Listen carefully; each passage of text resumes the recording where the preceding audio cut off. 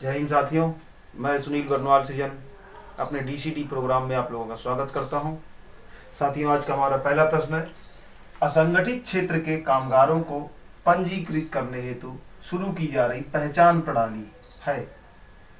तो हम इस प्रश्न के संदर्भ में उसके पहले कुछ थोड़ी बातें कर लेते हैं इसी प्रश्न से संबंधित। जैसे असंगठित क्षेत्र के कामगार, साथियों जैसा कि हम लोग जानते हैं कि इस कोविड-19 के प्रभाव के कारण लगातार बहुत सारे श्रमिक अपने घरों की ओर वापस लौट रहे हैं। तो इसी संदर्भ में बात आती है कि संगठित और असंगठित, बेसिकली जो कुछ जो पंजीकृत होते हैं, जो फर्म होती हैं, उनमें जो काम करते हैं मजदूर, उन्हें संगठित क्षेत्र का मजदूर कहा जाता है। और जो कोई अनऑर्गेनाइज तरीके से, या जैसे आप देखते हैं रेहड़ी पटरी पे लगाने वाले कामगार जो होते हैं, या कुछ ऐसी कंपनियां होती, छोटे छोटे जो स्तर पे जो काम होते हैं, घरेलू स्तर पर जो काम होते हैं, उनमें जो काम करते हैं, चाहे छोटी दुकानों पर काम करने वाले लोग हैं, वो सारे लोग असंगठित क्षेत्र में आते हैं। और कहा, या मतलब जो एक डेटा है उसके अकॉर्डिंग अगर बात करें तो असंगठित क्षेत्र के कामगारों की जो भागीदारी है कुल श्रमिकों में 80% से ज़्यादा है, बल्कि ये शायद 80% से ज़्यादा है। और कहा यह जाता है कि ये चूंकि असंगठित क्षेत्र के हैं तो ये पूरी तरह से संगठित भी नहीं होते, इसलिए अपने हितों के लिए कभी कोई मांग भी नहीं कर सकते। और जैसा कि हम आपको बताएं कि जो संगठित क्षेत्र के कामगार होते हैं, इनके लिए कुछ व्यवस्थाएं भी की गई होती हैं। जैसे इनके काम के समय तय होते हैं, इनके मिनिमम वेज तय होते हैं, फिर इन्हें छुट्टियां भी मिलती हैं संगठित क्षेत्र के लिए। लेकिन जो असंगठित क्षेत्र के हमारे कामगार भाई हैं, उन्हें इस तरह की सुविधाएं नहीं मिलती हैं। तो एक तरह से कह सकते हैं कि जो असंगठित क्षेत्र के कामगार हैं लगातार पूरी तरह से शोषित होते हैं। और इसी संदर्भ में आप देख रहे हैं कि वो जो अभी कोविड-19 के कारण दिल्ली मुंबई से बाहर निकल के जा रहे हैं, तो अब उन्हें भी एक तरह से पंजीकृत करने की कोशिश की जा रही है। जैसा एक समस्या आया कि उन्हें अपने घरों तक पहुंचाने के लिए डेटा ही नहीं है, न राज्य सरकार के पास न केंद्र सरकार के पास, कि भाई उत्तर प्रदेश से कितने मजदूर मुंबई में रह रहे हैं, उत्तर प्रदेश से कितने गुजरात में रह रहे हैं। तो जब डेटा नहीं होता है तो फिर समस्या आने लगती है कि उन्हें कैसे पहुंचाया जाए, या उनके लिए कोई कार्यक्रम कैसे चलाया जाए। तो अब इस संदर्भ में एक बड़ी पहल की जा रही है केंद्र सरकार की ओर से, और एक नया यू बिन नाम से एक पहचान प्रणाली शुरू की जा रही है। और वही हमारे प्रश्न का उत्तर है। तो अर्थात असंगठित क्षेत्र के कामगारों के पंजीकृत करने के लिए जो पहचान प्रणाली लाई जा रही है वो क्या है? यूबिन। इसका फुल फॉर्म क्या है? Unauthorised worker identification number. Okay, हमें यूबिन का फुल फॉर्म क्या हो गया? Unauthorised worker identification number. और इसे जो है, इस अभी हाल ही में जो केंद्रीय श्रम मंत्री हैं संतोष गंगवार जी ने इसकी घोषणा की है। और उन्होंने एक श्रम ब्यूरो ट्विटर हैंडल एक जारी किया है, श्रम ब्यूरो ट्विटर हैंडल। ये जो ट्विटर हैंडल है, इस पर श्रमिकों के कल्याण के लिए जो भी योजनाएं चलाई जा रही हैं या जो भी सुविधाएं हैं, वो इस पर सारी चीजें मिल जाएंगी। अर्थात अगर कोई श्रमिक अपने हितों को ध्यान में रखते हुए कुछ जानना चाहता है कि उसके लिए क्या योजनाएं चलाई जा रही हैं, तो वह इस ट्विटर हैंडल पर जाकर पता कर सकता है। तो साथियों, इस प्रश्न के संदर्भ में हम देखें तो हमारे लिए महत्वपूर्ण क्या है कि असंगठित क्षेत्र के लिए जो कामगार हैं उनकी पहचान प्रणाली के लिए क्या है? यूबिन। ठीक है, और ये पूछ भी सकता है कि इसका फुल फॉर्म क्या है, तो हमें ये ध्यान रखना है, अनऑथराइज्ड वर्कर आइडेंटिफिकेशन। ओके, तो देखते हैं किस राज्य द्वारा हर्बल रोड प्रोजेक्ट, कौन सा प्रोजेक्ट? हर्बल रोड प्रोजेक्ट शुरू किया गया। तो इस प्रश्न, ये जो प्रोजेक्ट है उत्तर प्रदेश द्वारा शुरू किया गया है। और इस प्रदेश में है क्या? हर्बल रोड प्रोजेक्ट में क्या है कि 800 किलोमीटर की सड़कों की दोनों किनारों पर हर्बल और औषधि वाले पौधे लगाए जाएंगे। ठीक है, कितने दूरी में, मतलब ये प्रश्न महत्वपूर्ण है। और साथ साथ उससे जुड़ता है जो फैक्ट है कि एक तो हो गया हर्बल रोड प्रोजेक्ट, कहाँ, कौन सा राज्य? उत्तर प्रदेश। प्लस उसमें जो दूरी तय की गई, मतलब एक मानक रखा गया कि 800 किलोमीटर जो सड़कें हैं 800 किलोमीटर की, उनकी दोनों तरफ जो है ये हर्बल के और औषधि वाले पौधे लगाए जाएंगे। ठीक है, और इसकी महत्वपूर्ण बात की इससे लाभ क्या होने वाला है, तो लाभ के संदर्भ में हम देखते हैं तो 3-4 लाभ इसके संदर्भ में देख सकते हैं। एक तो क्या है? औषधि हेतु कच्चा माल हमें मिल जाएगा, है ना, कच्चा माल। और नेक्स्ट वन अगर आप देखेंगे, जो मिट्टी का अपक्षरण लगातार बढ़ रहा है ना। मिट्टी का अपक्षरण, मिट्टी का अपक्षरण क्या होता है? मिट्टी का अपक्षरण है कि जो खेतों में अगर बारिश होती है, पेड़ पौधे नहीं होते हैं तो बारिश होती तो धीरे से मिट्टी का ऊपर कटती चली जाती है, लेकिन जब पौधे होते हैं तो क्या होता है, वो अपनी जड़ों से उन मिट्टियों को बांधे रहते हैं, जिससे मिट्टी का अपक्षरण नहीं होता है। तो उस संदर्भ में भी यह एक फायदे की चीज होगी जो हर्बल रोड प्रोजेक्ट के द्वारा जो पौधे लगाए जाएंगे। तीसरा क्या है कि जो पौधे जो है जहां लगे होंगे वहां जो हवाएं इनसे गुजरेंगी, है ना, इन पौधों से जुड़ी हुई, तो हवाओं से क्या है, जीवाणु और रोग, है ना, कुछ खतरनाक जीवाणु और रोग जो है वो अभी इससे नष्ट हो जाते हैं। किससे? हर्बल और औषधि वाले जो पौधों के आसपास जो हवा होती है। ठीक है, कुछ इसमें थोड़ा सा और चर्चा कर लेते हैं कि आखिर हर्बल और औषधि में जो पौधे कौन कौन से लगाए जाने की बात की जा रही है। मोटा मोटी पीपल, सहजन, नीम, है ना, ये तो हो गए। फिर अश्वगंधा, तो ये कुछ इस तरह के पौधे हैं जिनके लगाए जाने की बातें की जा रही हैं। आते हैं, देखते हैं। वित्तीय स्थिरता और विकास समिति, FSDC, ओके, फाइनेंस की स्थापना, सवाल क्या है कि स्थापना कब की गई थी? यानी वित्तीय स्थिरता और विकास समिति एक संगठन है, एक संस्था है, हमें बताना है कि इसकी स्थापना कब की गई थी। वो है 2010 में स्थापना। ये जो समिति है अभी चर्चा में क्यों आ गई है? दरअसल ये समिति जो भारत या वैश्विक स्तर पर जो कोविड-19 के कारण आर्थिक स्थिति लगातार कमजोर होती जा रही है, साथ ही साथ वित्तीय स्थिरता की एक समस्या आ गई है, और मैक्रो इकोनॉमी में जो एक सामंजस्य होता है लगातार बिगड़ता जा रहा है। तो उन सब चीजों को रेगुलेट करने के लिए यह जो वित्तीय स्थिरता और विकास समिति है, बेसिकली इसका गठन भी इसीलिए किया गया था। और अगर आप याद हो तो इसका गठन 2010 में हो रहा है।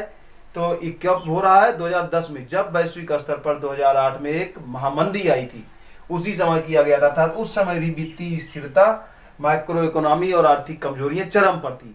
तो उन सब समस्याओं से निपटने के लिए ही इस समिति का गठन किया गया था। और महत्वपूर्ण बात यह है कि इस समिति के गठन के लिए जो सुझाव किया था वो किया था रघुराम राजन समिति ने, अर्थात उस समय एक समिति बनाई गई थी रघुराम राजन की अध्यक्षता में। इस समिति ने इस संगठन के जो है स्थापना की सलाह दी थी। तो ये तो हो गया इसकी स्थिति। और साथ साथ एक महत्वपूर्ण बात क्या है कि इसमें जो है एक तो अध्यक्ष होता है प्लस इसके 12 सदस्य होते हैं। अध्यक्ष में कौन होता है? जो केंद्रीय वित्त मंत्री होते हैं वह इस संगठन के यानी इस संस्था के अध्यक्ष होते हैं, और साथ में 12 अन्य सदस्य होते हैं। और इस तरह से सारे लोग मिलके इस समस्या से निपटारे के लिए सब वार्ता करते हैं। एक महत्वपूर्ण बात और कि यह जो संस्था है यह पूरी तरह से सांविधिक संस्था है, अर्थात इस संस्था का निर्माण जो है संसद में कानून बनाकर किया गया था। ठीक है, तो इस FSDC से संबंधित कितने फैक्ट हो गए हमारे? एक तो हो गया 2010 में इसका गठन हुआ। फिर नेक्स्ट वन की ये किस लिए किस कौन समिति के सुझाव पर? तो रघुराम राजन समिति के सुझाव पर। नेक्स्ट वन क्या एक संविधिक निकाय है? तो यह संविधिक निकाय है। इसमें सदस्यों की संख्या हमने बताई कि इसकी अध्यक्षता जो है केंद्रीय वित्त मंत्री करते हैं, और प्लस इसमें 12 अन्य सदस्य होते हैं। नेक्स्ट वन इसका काम क्या है? इसका काम आपको हमने बता दिया कि वित्तीय स्थिरता और विकास। जैसा कि आप देख रहे हैं कि जब आर्थिक गतिविधियां बहुत ज्यादा प्रभावी, यानी कि अर्थव्यवस्था पूरी तरह से गड़बड़ हो जाए, खराब हो जाए, या वित्तीय समस्याएं उपलब्ध आ जाए, तो उनसे निपटने के लिए इस समिति का रोल निकल के आता है। ओके, नेक्स्ट प्रश्न पर आते हैं। WHO फाउंडेशन क्या है? दरअसल यह एक फाउंडेशन है जो WHO से जुड़ा हुआ है। यह है क्या? हमें यह बताना है यह फाउंडेशन है क्या। जो WHO एक संस्था है, जैसा कि लगातार हमने पीछे के प्रश्नों में चर्चा भी की है कि जिसके अभी कार्यकारी अध्यक्ष जो है अपने भारत के ही हर्षवर्धन सिंह जो चिकित्सा मंत्री हैं वो हो गए हैं, स्वास्थ्य मंत्री हैं।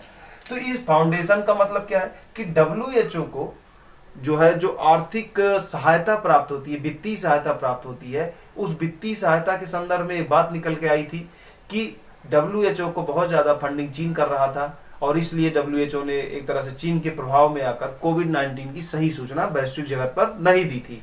तो इन सारी समस्याओं से निपटने के लिए या बचने के लिए WHO द्वारा एक फाउंडेशन बनाया गया है, और इस फाउंडेशन में जो है गैर पारंपरिक तरीकों से वित्तीय सहायता उपलब्ध होगी, अर्थात इसे कोई भी व्यक्ति इस फाउंडेशन में जो है सहायता दे सकता है। और इस सहायता, ये जो इसमें जो राशि प्राप्त होगी वह राशि किसको दी जाएगी? WHO को दी जाएगी। ओके, तो महत्वपूर्ण क्या है यह फाउंडेशन कि यह फाउंडेशन WHO की एक आनुषंगिक कह सकते हैं संस्था के रूप में काम करेगी। और इसे जो है कोई भी व्यक्ति, मतलब सरकार नहीं बल्कि एक स्वतंत्र रूप से भी कोई व्यक्ति, कोई संस्था इसको वित्तीय सहायता दे सकती है। और उस जो भी इसे प्राप्त होगा धन, उस धन का उपयोग WHO द्वारा किया जाएगा विभिन्न स्वास्थ्य संबंधी गतिविधियों के लिए जो करती रही है। इसके साथ एक महत्वपूर्ण बात क्या है कि इसका भी मुख्यालय जो है जेनेवा में होगा। और साथ साथ एक महत्वपूर्ण और बात कि यह जो फाउंडेशन है इसका जो गठन किया गया है वह स्विट्जरलैंड कानून के द्वारा किया गया है। कि हमारे जो UPPCS या BPSC या अन्य जो PCS अदर स्टेट के जो PCS एग्जाम के लिए या जुडिशरी के लिए इतना महत्वपूर्ण नहीं है स्विट्जरलैंड कानून, लेकिन जो UPSC के हमारे साथी हैं उनके लिए यह महत्वपूर्ण है कि WHO फाउंडेशन का गठन किस माध्यम से किया गया है? तो वह स्विट्जरलैंड कानून के द्वारा किया गया है। ओके, नेक्स्ट प्रश्न पर आते हैं। आज का हमारा यह जो आज प्रश्न है,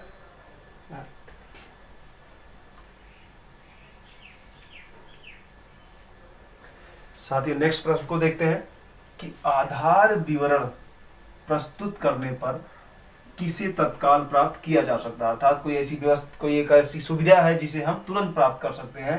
कैसे? आधार का विवरण प्रस्तुत करने पर। तो वह कौन सी व्यवस्था है? वह है पैन। ओके, पैन क्या है? जैसा कि आप लोग जानते होंगे कि परमानेंट आधार नंबर है। ओके, तो यह इसमें क्या है? पैन में क्या है? हम देखते हैं कि इसे कहते हैं अस्थाई खाता संख्या, अर्थात परमानेंट अकाउंट नंबर ये है। और एक महत्वपूर्ण बात इसमें आप देखेंगे कि जो पैन होता है इसमें एक पी शब्द, एक बार क्वेश्चन पूछा भी गया है, मुझे याद आ रहा किसी एग्जाम में, उसमें पूछा था कि जो पी शब्द होता है इस नंबर को जो अलॉट किया जाता है उसमें पी शब्द क्या दिखाता है? तो पी शब्द दिखाता है पर्सनल, यानी व्यक्ति को दिखाता है। तो ये भी जानते रहे पैन नंबर की ये बात हो रही है, अर्थात पैन। तो इसमें आगे क्या व्यवस्था की गई है कि अगर कोई व्यक्ति, उसका आधार नंबर है जो कि साथ साथ उस आधार नंबर के साथ उसका पंजीकृत मोबाइल भी है, तो वह व्यक्ति निःशुल्क और कागज रहित अर्थात तुरंत उसे जो है यह पैन नंबर उपलब्ध हो जाएगा। और इस जो व्यवस्था लागू की गई है इसकी घोषणा जो है केंद्रीय बजट 2020 में ही, अर्थात बजट 2020 में ही तत्काल पैन आवंटन के नाम से किया गया था। साथियों नेक्स्ट प्रश्न पर आते हैं। हाल ही में किन राज्यों या यूनियन टेरिटरीज के परिसीमन आयोग के एसोसिएट सदस्य नामित किए गए हैं? हमारा प्रश्न क्या है कि कुछ राज्यों और यूनियन टेरिटरी यानी कि संघ शासित क्षेत्रों के में परिसीमन आयोग का गठन किया गया है। और जब परिसीमन आयोग गठन किया जाता है तो उसमें जो राजनीतिक दलों के जो विधायक या सांसद होते हैं उन्हें भी उसमें स्थान दिया जाता है एसोसिएट सदस्य के रूप में। तो ये सवाल है कि किन राज्यों या यूनियन टेरिटरीज के संदर्भ में इस तरह के एसोसिएट सदस्यों को नामित किया गया है? तो साथियों वो है हमारे असम, अरुणाचल प्रदेश, नागालैंड, मणिपुर और सबसे महत्वपूर्ण है जेके यानी जम्मू कश्मीर। ठीक है, आप इसे भूलेंगे नहीं। असम, अरुणाचल, नागालैंड, मणिपुर और जम्मू कश्मीर, ये तो चारों हो गए हमारे नॉर्थ ईस्ट के राज्य, और ये हो गया हमारा Jammu Kashmir union territory. Okay, अब इससे एक महत्वपूर्ण बात है साथियों कि जो एक परिसीमन आयोग है यह 2002 में गठित किया गया था। और इसका काम क्या है कि लगभग कुछ वर्षों के अंतराल पर जो एक जनसंख्या में बदलाव होता है और फिर उसी को ध्यान में रखते हुए जो क्षेत्र होते हैं कि उनको परिसीमित किया जाता है, पुनर्गठित किया जाता है। ठीक है, एक और महत्वपूर्ण बात, जब हम जेके की जम्मू कश्मीर की बात आई तो थोड़ा उसी संदर्भ में और बातें कर लेते हैं कि जम्मू कश्मीर में जो है, जैसा कि हम लोग जानते हैं कि जम्मू कश्मीर पुनर्गठन एक्ट 2019 लाया गया था। कब ये लाया गया था अगर याद हो तो अगस्त में, है ना। और अंतिम रूप से यह लागू हुआ था कब? अक्टूबर में, 31 अक्टूबर। ओके, तो इसके द्वारा जो है इस पुनर्गठन आयोग के द्वारा जम्मू कश्मीर में जो पहले सीटें हुआ करती थी कितनी? 107। ओके, अब उसे बढ़ाकर कर दिया गया कितना? 114। जबकि ध्यान रख रहे आपको कि पहले लद्दाख जो एक यूनियन टेरिटरी जम्मू कश्मीर से कट के बनाया गया है, पहले उस भी इसी में शामिल होता था, अर्थात जेके वर्तमान का प्लस लद्दाख दोनों मिलाकर तब 107 सीटें हुआ करती थी। प्लस साथ में अगर इसमें आप जोड़ दें तो जो हमारा वो पीओके है ना, ये भी क्षेत्र इसमें शामिल है, ये तीनों मिला के तब 107 सीटें होती थी। बट जब लद्दाख को अलग से कर दिया गया है यूनियन टेरिटरी, तो उसके बाद बचे हुए जो क्षेत्र में अर्थात जम्मू कश्मीर और पीओके यानी कि पाक के कब्जे में जो भारतीय क्षेत्र है उसे मिलाकर अब कितने सीटें हो गई हैं, 114 सीटें। ठीक, और इससे फैक्ट जुड़ता हुआ ले लेते हैं कि भारत में कितनी यूनियन टेरिटरीज हैं जिनमें विधानसभा है। तो आप लोग याद करके सोचिए जरा कितने हैं, 1 2 3, अर्थात कितनी है 3। कैसे, एक तो दिल्ली हो गया, फिर पांडिचेरी, और नेक्स्ट वन हमारा कौन सा जुड़ गया, जम्मू कश्मीर। तो ये भी एक महत्वपूर्ण प्रश्न है, कभी भी पूछा जा सकता है कि भारत में कितनी ऐसी यूनियन टेरिटरीज हैं, संघ शासित क्षेत्र हैं जहां पर विधानसभाएं हैं। ओके, तो कितनी हो गई हो, 3। साथियों नेक्स्ट प्रश्न पर आते हैं। प्रसिद्ध अमेरिकी साहित्यकार, नाटककार, विधि विशेषज्ञ, सामाजिक कार्यकर्ता, ये सारी खूबियां लिए हुए एक व्यक्ति का भी निधन हो गया। वह कौन है, वह व्यक्ति है लैरी क्रेमर। तो ये महत्वपूर्ण इसलिए है कि ये साहित्यकार भी थे, नाटककार भी थे, विधि विशेषज्ञ भी थे और साथ साथ सामाजिक कार्यकर्ता भी थे। तो इनका निधन हो गया है और ये लैरी क्रेमर साहब का, तो इसलिए ये महत्वपूर्ण है। इनके संदर्भ में कुछ और जानकारी लेते हैं कि लैरी क्रेमर ने एक नाटक लिखा था द नॉर्मल हार्ट, और इस नॉर्मल हार्ट नाटक के लिए इन्हें बहुत सारे पुरस्कार मिले थे। एक खास बात इनकी क्या है कि लैरी क्रेमर साहब ने लगातार, आपको याद हो कि ये 1985-88 के दौर की बात है, तब उस समय एड्स नया एक रोग निकला था, और उस एड्स से बचाव के लिए लोगों को, या कहिए एड्स से पीड़ितों की सहायता के लिए लैरी क्रेमर ने लगातार प्रयास किया था और कई सारी संस्थाएं बना के उन्होंने लोगों की सहायता की थी। विधि विशेषज्ञ के रूप में इन्होंने एलजीबीटी के लिए भी लगातार इन्होंने काम किया और उनके वकील के रूप में ये लगातार काम करते रहे। साथियों आज का हमारा अंतिम प्रश्न, catchup group calling app. Catchup क्या है, कैचअप एक ग्रुप कॉलिंग ऐप है और हमारा सवाल है कि इसे किसने लॉन्च किया है। तो इसे लॉन्च करने वाली कंपनी कौन है, या जो है वो है फेसबुक। फेसबुक से हम लोग परिचित है, या एक सोशल साइट्स है, और इस फेसबुक के ऑनर यानी मार्क जुकरबर्ग ने इसे लॉन्च किया है। किसे, कैचअप। कैचअप एक ऐसा ऐप है जिसमें आप ग्रुप में बैठ के कॉलिंग कर सकते हैं।